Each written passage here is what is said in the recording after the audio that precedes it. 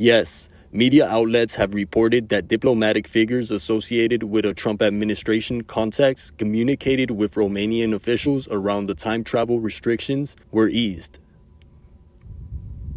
That does not equal legal exoneration, nor does it equal obstruction.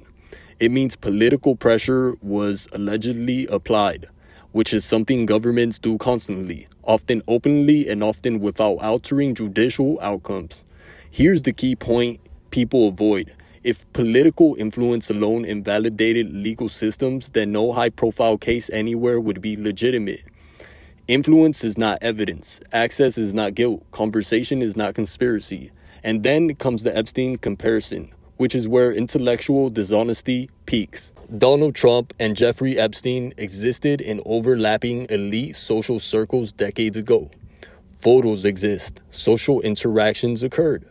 That is not disputed. What is also not disputed is that no investigation has produced criminal charges, findings, or judgments tying Trump to Epstein's crime.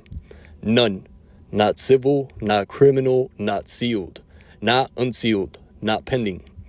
If association alone were enough, then the Epstein case would have consumed dozens of powerful figures across politics, finance, and media, and academia. It didn't because association is not a prosecutable standard. Behavior is. And this is why Epstein's name is now being reused as a rhetorical accelerant. You don't need to prove anything new when you borrow an existing moral verdict. You just place it nearby and let implications do the rest. That's not justice, that's narrative contamination. The Tate and Epstein comparison operates the same way.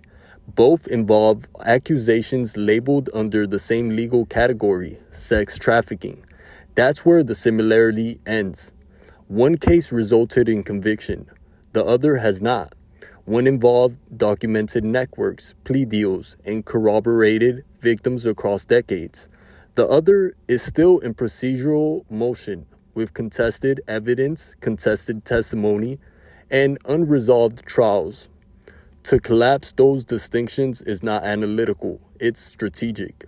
Now, let's talk about why this happens.